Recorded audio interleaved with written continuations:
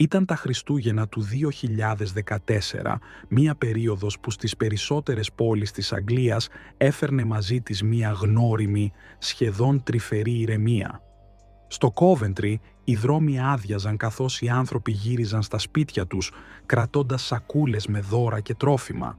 Οι βιτρίνες είχαν πλέον χαμηλώσει τα φώτα τους, ενώ τα σπίτια γύρω από το κέντρο άναβαν τα λαμπάκια τους, δημιουργώντας τη συνηθισμένη εικόνα των γιορτών. Μικρά, ζεστά σύμπαντα φωτός μέσα στο σκοτάδι του χειμώνα. Η Σαμίνα Ιμάμ ήταν 34 ετών και εργαζόταν σε ανώτερη θέση σε τοπικό πολυκατάστημα, γνωστή για την εργατικότητα, την ηρεμία της και την επιθυμία της να κρατά τη ζωή της οργανωμένη. Είχε μόλις τελειώσει τη βαρδιά της, την παραμονή των Χριστουγέννων, και πήγε σε ένα κατάστημα όπου αγόρασε ένα μπουκάλι μπελίνι, μερικά γλυκά και σνακ, μικρές, γιορτινές πινελιές που έδειχναν ότι σκόπευε να περάσει ένα ήρεμο βράδυ, πιθανώς με κάποιο αγαπημένο της πρόσωπο. Το απόγευμα της 24ης Δεκεμβρίου, η Σαμίνα μίλησε στο τηλέφωνο με την αδελφή της. Η συζήτηση ήταν σύντομη, καθημερινή, ζεστή, ακριβώς όπως μιλούσαν πάντα. Της επιβεβαίωσε ότι θα βρεθούν όλοι στο Έσεξ για το τραπέζι της Boxing Day και ότι ανυπομονούσε να τους δει μετά από έναν απαιτητικό μήνα στη δουλειά. Κάπου προς το τέλος της συνομιλίας αναφέρει ότι το ίδιο βράδυ θα το περνούσε με τον Ρότζερ, ένα όνομα γνώριμο. Τον άκουγαν συχνά ως αναφορά, ως κάποια φιγούρα που έμοιαζε να υπάρχει στη ζωή της, αλλά ποτέ δεν τον είχαν γνωρίσει, ούτε είχαν μιλήσει μαζί του οι ίδιοι. Η Σαμίνα δεν έδινε πολλές λεπτομέρειες. Έλεγε απλώς ότι ήταν κάποιος που τη στήριζε στη δουλειά, κάποιος με τον οποίο περνούσε χρόνο, κάποιος που ίσως θα μπορούσε να εξελιχθεί σε κάτι περισσότερο. Οι γιορτές είχαν τη δική τους συνήθεια, ήταν πάντοτε οικογενειακές. Για τη Σαμίνα, ακόμη περισσότερο. Έτσι, όταν δεν εμφανίστηκε στο δείπνο της 26ης Δεκεμβρίου, οι δικοί της ανησύχησαν αμέσως. Οι κλήσεις τους έμεναν αναπάντητες, τα μηνύματα δεν διαβάζονταν και το κινητό της, ενώ αρχικά έδινε σήμα, αργότερα έκλεισε οριστικά. Η αστυνομία έλαβε την αναφορά για εξαφάνιση και πήγε στο σπίτι της στο Κάρντιφ. Η εικόνα που αντίκρισαν δεν θύμιζε σκηνή ανθρώπου που ετοιμαζόταν να φύγει. Τα πάντα ήταν στη θέση τους. Τα ρούχα ήταν τακτοποιημένα, το κρεβάτι στρωμένο, κανένα ίχνος πάλης ή βιασύνης, κανένα σημείωμα, καμία ένδειξη ότι ήθελε να απομακρυνθεί από την καθημερινότητά της. Όλα έδειχναν μια γυναίκα που σκόπευε να γυρίσει αργότερα στο σπίτι της, μόνο που αυτό δεν συνέβη ποτέ. Στις 4 Ιανουαρίου, το πρώτο μεγάλο έβριμα ήρθε σε μια εντελώς διαφορετική πόλη. Το αυτοκίνητο της Σαμίνα, ένα BMW, εντοπίστηκε στο Λούτον, όχι κοντά σε κάποιο σπίτι γνωστού της, όχι σε χώρο δουλειάς, ούτε σε μέρος όπου συνήθιζε να σταθμεύει. Ήταν παρκαρισμένο τακτοποιημένα σε έναν δρόμο κατοικιών, με τρόπο που υποδήλωνε ότι ο οδηγός ήθελε να μην τραβήξει την προσοχή. Η αστυνομία άνοιξε το όχημα και διαπίστωσε κάτι ακόμη πιο ανησυχητικό. Το εσωτερικό ήταν υπερβολικά καθαρό. Η θέση του οδηγού ήταν τραβηγμένη πολύ πίσω, σε σημείο που ξεκάθαρα δεν αντιστοιχούσε στο ύψος της Σαμίνα που ήταν μικρόσωμη. Κανένα από τα αντικείμενα που είχε αγοράσει την παραμονή δεν βρισκόταν ούτε στο σαλόνι του αυτοκινήτου, ούτε στο πορτμπαγκάζ. Ταυτόχρονα, τα αποτυπώματα ήταν ελάχιστα, σαν κάποιος να είχε καθαρίσει προσεκτικά κάθε πιθανή επιφάνεια. Αυτό ήταν το πρώτο σημάδι ότι η εξαφάνιση δεν ήταν τυχαία. Κάποιος είχε οδηγήσει το αυτοκίνητο, κάποιος είχε προσπαθήσει να σβήσει τα ίχνη και η αστυνομία έπρεπε να αναζητήσει ποιος ήταν εκείνος που βρισκόταν πιο κοντά στη ζωή της. Καθώς η αστυνομία εξέταζε τις τελευταίες κινήσεις του κινητού της Σαμίνα, παρατήρησε κάτι που απ' την αρχή φαινόταν παράτερο. Λίγες ώρες μετά την εξαφάνισή της είχαν σταλεί 2 μηνύματα από τη συσκευή της. Ήταν σύντομα, απότομα, χωρίς το γνώριμο ύφος της. Η Σαμίνα συνήθιζε να γράφει με ευγένεια, με σημεία στίξης, με μικρές φράσεις που έκαναν κάθε μήνυμα να μοιάζει δικό της. Αυτά τα 2 δεν είχαν τίποτα από αυτά. Λίγα λεπτά μετά την αποστολή τους, το κινητό απενεργοποιήθηκε χειροκίνητα. Και αυτό ήταν το σημείο όπου οι αστυνομικοί κατάλαβαν με βεβαιότητα πως τα μηνύματα δεν τα είχε γράψει εκείνη. Ήταν η πρώτη ψηφιακή απόδειξη ότι κάποιος προσπαθούσε να σκηνοθετήσει μια ψεύτικη ιστορία γύρω από την εξαφάνισή της. Η έρευνα αναπόφευκτα κατευθύνθηκε προς έναν άντρα που γνώριζε καλά, τον Ρότζερ Κούπερ, συνάδελφό της στο πολυκατάστημα, με τον οποίο είχε μια κρυφή σχέση. Όταν η αστυνομία πήγε για πρώτη φορά να βρει το Ρότζερ, εκείνος εμφανίστηκε ήρεμος, σχεδόν υπερβολικά ψύχρεμος, για άνθρωπο που είχε μόλις ενημερωθεί ότι μία γυναίκα με την οποία είχε 2 χρόνια σχέση είχε εξαφανιστεί χωρίς ίχνος. Τους υποδέχτηκε με έναν τρόπο που έμοιαζε περισσότερο επαγγελματικός παρά συναισθηματικός, επιμένοντας ότι δεν γνώριζε τίποτα για τα σχέδιά της εκείνο το βράδυ. Στην αρχική κατάθεση προσπάθησε να πείσει τους αστυνομικούς ότι η Σαμίνα ήταν πιεσμένη, ότι ίσως ήθελε λίγο χώρο, ότι τα Χριστούγεννα ήταν δύσκολη περίοδος για εκείνη. Δεν έδειξε αγωνία, δεν ρώτησε λεπτομέρειες και οι απαντήσεις του έμοιαζαν υπερβολικά προσεκτικές, σαν να τις είχε ήδη επεξεργαστεί. Παρέμεινε ευγενικός, όμως η έλλειψη ανησυχίας δεν πέρασε απαρατήρητη. Ο Ρότζερ είχε επί σειρά ετών μία σταθερή σύντροφο στο Λέιστερ, μία γυναίκα που πίστευε ότι διατηρούσαν μία αποκλειστική σχέση. Παράλληλα, είχε χτίσει με τη Σαμίνα έναν δεσμό βαθύ, τρυφερό, γεμάτο υποσχέσεις για ένα κοινό μέλλον, σχέδια που όμως δεν είχε καμία πρόθεση να υλοποιήσει. Και σαν να μην έφταναν αυτά, υπήρχε και μία τρίτη γυναίκα, μία πιο αποσπασματική παρουσία στη ζωή του, που όμως τον εξυπηρετούσε στις περιόδους που ένιωθε ότι χρειαζόταν περισσότερη προσοχή ή συναισθηματική επιβεβαίωση. Το πιο ανησυχητικό δεν ήταν ο αριθμός των σχέσεων, αλλά ο τρόπος με τον οποίο τις διαχειριζόταν. Ο Ρότζερ είχε ανάγκη να ελέγχει την αφήγηση. Έλεγε στη μία γυναίκα όσα ήθελε να ακούσει, έκρυβε λεπτομέρειες από την άλλη, κρατούσε τη Σαμίνα σε μία κατάσταση προσμονής, παρατείνοντας συνεχώς την υπόσχεση ότι θα είναι μαζί ανοιχτά. Οι φίλοι της Σαμίνα την είχαν περιγράψει σαν μία γυναίκα που ήλπιζε να χτίσει το μέλλον που της άξιζε. Κι όσο περισσότερο επένδυε σε εκείνον, τόσο πιο πολύπλοκη γινόταν η κατάσταση στη ζωή της αλλά και στον ανθρώπων γύρω της. Η αστυνομία δεν σταμάτησε στο Ρότζερ. Λίγο μετά την ανάλυση των τηλεφωνικών δεδομένων, ένα δεύτερο όνομα άρχισε να εμφανίζεται στις αναφορές. Ο αδελφός του Ρότζερ, ο Ντέιβιντ Κούπερ. Σε αντίθεση με το πιο κοινωνικό αδελφό του, ο Ντέιβιντ είχε πολύ κλειστή προσωπικότητα. Ήταν πρώην στρατιωτικός, συνηθισμένος στη σιωπή, συγκροτημένος και με πειθαρχία που συχνά ξεπερνούσε τα όρια του καθημερινού. Ζούσε επίσης στο Λέιστερ, σε μικρή απόσταση από το σπίτι της μακροχρόνιας συντρόφου του Ρότζερ.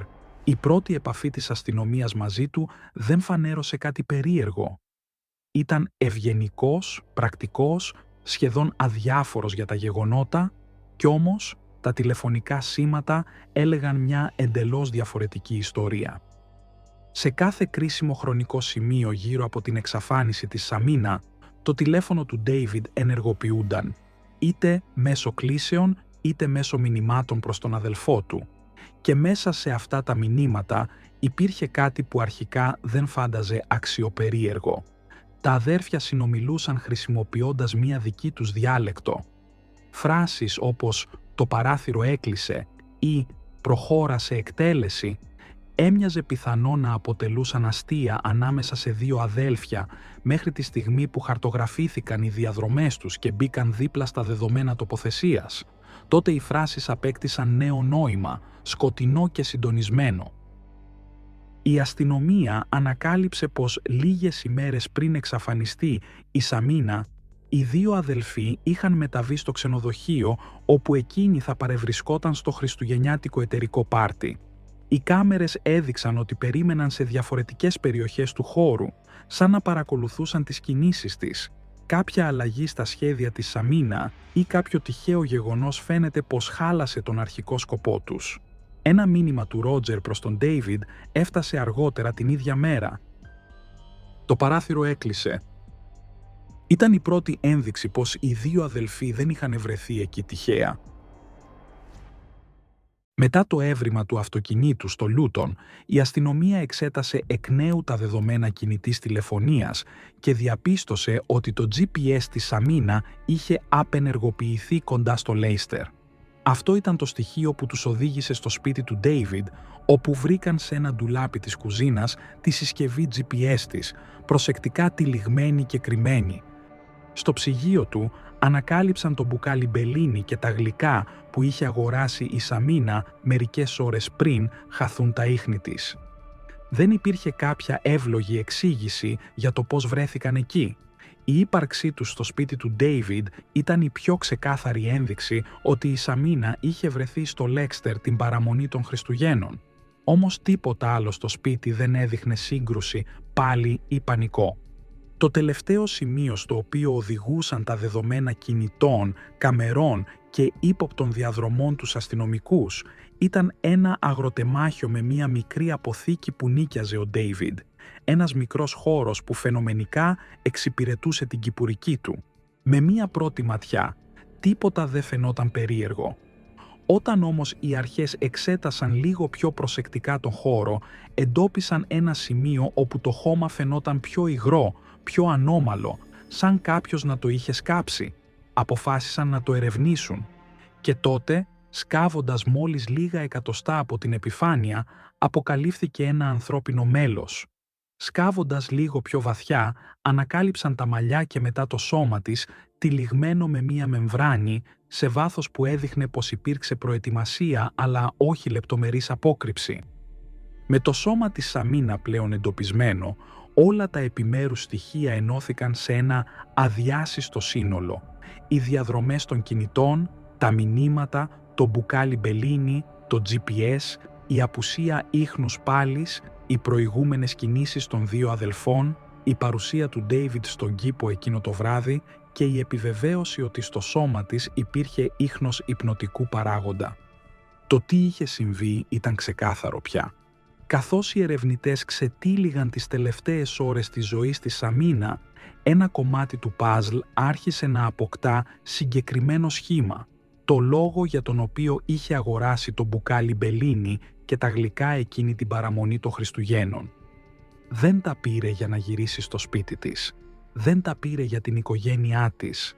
Τα είχε αγοράσει επειδή πίστευε ότι θα περνούσε το βράδυ με τον Ρότζερ Κούπερ σε μια συνάντηση που θα έδινε ξεκάθαρες απαντήσεις στο μέλλον της σχέσης τους. Ο Ρότζερ της είχε πει ότι ήθελε να μιλήσουν ήρεμα, μακριά από τη δουλειά και από τα μάτια των υπολείπων. Της είχε υποσχεθεί ότι θα έλυναν όλα όσα έμεναν μετέωρα τα τελευταία χρόνια. Ποιοι είναι, τι θέλουν ο ένας από τον άλλο, αν υπάρχει επιτέλους χώρος για μια ανοιχτή σχέση, χωρίς μυστικά. Για μια γυναίκα που προσπαθούσε καιρό να ακούσει μια ξεκάθαρη απάντηση, αυτή η πρόσκληση έμοιαζε με υπόσχεση. Έτσι, όταν σχολάει από τη δουλειά, κάνει εκείνη τη στάση στο κατάστημα.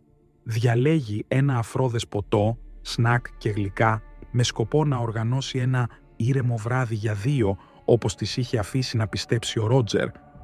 Εκείνος της λέει πού ακριβώς να πάει, στο Κόβεντρι, σε ένα ξενοδοχείο κοντά στο χώρο της δουλειάς τους, ένα σημείο που γνώριζε καλά. Η Σαμίνα οδηγούσε προς τα εκεί με τη βεβαιότητα ότι επιτέλους θα λάμβανε μια ξεκάθαρη εξήγηση για το μέλλον τους. Κι όμως, από τη στιγμή που έφτασε στο σημείο, το σχέδιο άλλαξε. Ο Ρότζερ τηλεφώνησε με μια ηρεμία που αργότερα θα αποδεικνυόταν μεθοδευμένη. Της είπε ότι δεν μπορούσε να φανεί στο ξενοδοχείο, ότι κάτι είχε προκύψει και ότι έπρεπε να πάει κάπου αλλού όπου θα μπορούσαν να μιλήσουν χωρίς να τους δει κανείς. Οι καταγραφές του κινητού δείχνουν ότι πράγματι η διαδρομή της άλλαξε απότομα. Η Σαμίνα πρέπει να μπήκε στο αυτοκίνητο κάποιου από τους δύο αδελφούς οικειοθελώς. Πίστευε ότι πήγαιναν να περάσουν κάπου όμορφα με το Ρότζερ. Αντί γι' αυτό, μεταφερόταν σε ένα σπίτι που δεν γνώριζε, σε μια πόλη όπου δεν είχε κανέναν λόγο να βρεθεί, σε ένα περιβάλλον που δεν είχε καμία σχέση με αυτό που της είχε υποσχεθεί. Οι δύο αδελφοί είχαν σχεδιάσει τη δολοφονία της Σαμίνα λόγω του φόβου του Ρότζερ ότι η διπλή ζωή του θα αποκαλυπτόταν. Η πίεση ανάμεσα στις παράλληλες σχέσεις του είχε φτάσει σε σημείο που δεν μπορούσε πλέον να διαχειριστεί. Η λύση που διάλεξαν, μία λύση που δεν είχε καμία λογική ανθρώπινης συμπεριφοράς, ήταν η ολοκληρωτική εξουδετέρωση της γυναίκας που ήθελε απλώς να κάνει ένα βήμα μπροστά στη ζωή της.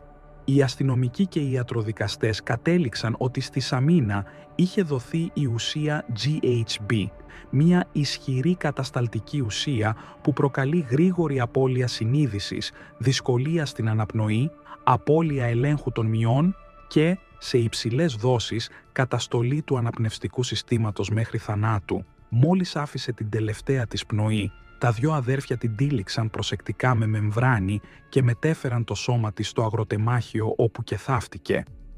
Ο David Cooper είχε αγοράσει GHB λίγες ημέρες πριν την εξαφάνιση της Σαμίνα.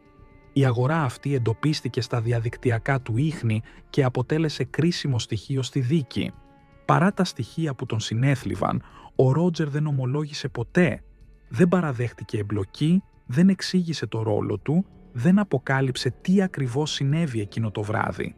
Παρέμεινε σιωπηλός, ελπίζοντας ίσως ότι η έλλειψη ομολογίας θα δημιουργούσε χώρο αμφιβολίας. Η αλήθεια όμως είχε ήδη ξετυλιχθεί χωρίς τη δική του συμμετοχή. Όταν η υπόθεση έφτασε στο δικαστήριο, τα στοιχεία ήταν τόσο άρτια δεμένα που οι ένορκοι δεν χρειάστηκαν παρά λίγες ώρες για να καταλήξουν στην ετυμηγορία. Οι αδελφοί Κούπερ κρίθηκαν ένοχοι για ανθρωποκτονία και καταδικάστηκαν σε ισόβια κάθυρξη με ελάχιστη παραμονή 30 ετών. Η Σαμίνα Ιμάμ χάθηκε άδικα επειδή εμπιστεύτηκε και αγάπησε τον λάθος άνθρωπο, επειδή θέλησε να είναι μαζί του με τρόπο καθαρό και αληθινό, ενώ εκείνος, αντί να πει την αλήθεια ή να τερματίσει τις σχέσεις που κρατούσε παράλληλα, διάλεξε το αδιανόητο. Δεν ήταν μια ιστορία πάθους ή μια ξαφνική έκρηξη. Ήταν μια απόφαση ψυχρή, οργανωμένη, που πήρε τη ζωή μιας γυναίκας που το μόνο που ζητούσε ήταν ειλικρίνεια. Για την οικογένεια της Σαμίνα τα Χριστούγεννα από εκείνη τη χρονιά και μετά δεν είναι γιορτή. Είναι μια υπενθύμηση της απουσίας της. Μια μέρα που δεν μπορεί πια να γεμίσει με χαρά όσο και αν προσπαθούν. Κάθε χρόνο, την ίδια εποχή, το τραπέζι στρώνεται, τα φώτα ανάβουν, αλλά η σκέψη τους γυρίζει πάντα σε εκείνη και στο πώς μια στιγμή εμπιστοσύνης μπορεί να αλλάξει ολόκληρη τη ζωή ενός ανθρώπου. Αν σας συγκλώνησε αυτή η ιστορία, κάντε εγγραφή στο κανάλι, πατήστε like, αφήστε το σχόλιο σας και χτυπήστε το καμπανάκι. Έτσι δεν θα χάσετε κανένα από τα επόμενα σκοτεινά εγκλήματα.